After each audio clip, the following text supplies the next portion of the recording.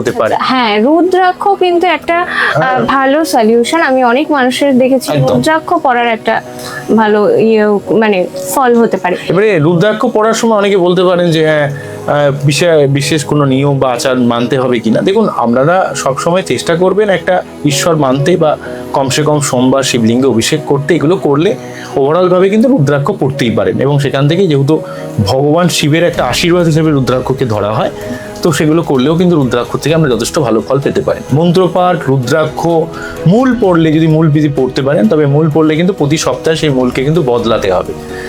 কারণ মূল শুদ্ধিকরণটা খুব বেশি না করলেও কমসে কম গঙ্গা জলে শুদ্ধিকরণ করলেই হয়ে যায়, গঙ্গা জলে ধুয়ে পড়তে পারে। তবে মূল শুকিয়ে যায় খুব তাড়াতাড়ি, তাই এক সপ্তাহ পর মূলটা পড়া উচিত নয়। মোটামুটি এক সপ্তাহ পর পর কিন্তু মূলটা পরিবর্তন করা উচিত। বা যারা একান্ত কিছু করতে পারছেন না, তারা কিন্তু যেই গ্রহটার সমস্যা রয়েছে সেই গ্রহ অনুযায়ী তারা রং ইউজ করতে পারে। যেমন বুধের রং সবুজ রং, আবার ধরুন শুক্রের রং সাদা রং, একটা শুভ্রতার প্রতীক শুক্রদেব। তেমন ধরুন চন্দ্রের সাদা রং। আবার যদি মঙ্গলে বলা হয় লাল ডিপ রেড কালার ইউজ করতে পারে। রবির জন্য আপনারা একটু সোনালী কালার বা রেড কালার ইউজ করা যেতে পারে।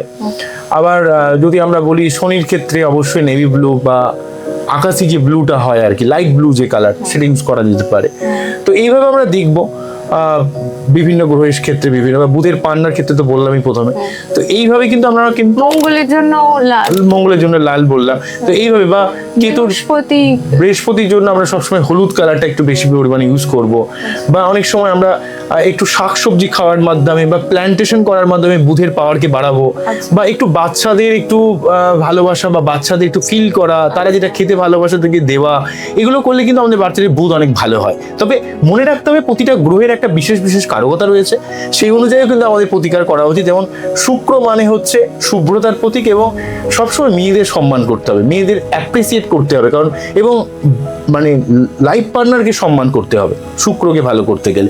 আপনি কতটা ডায়মন্ড পরে রইলেন সেটা পরের কথা, কিন্তু বাচ্চাতে শুক্রকে ভালো করতে গেলে আপনার ওয়াইফকে সবসময় ভালোবাসতে হবে, তাকে ফিল করতে হবে, তার যে আপনার জীবনে যে স্যাক্রিফাইস সেই জায়গাটাকে ফিল করতে হবে।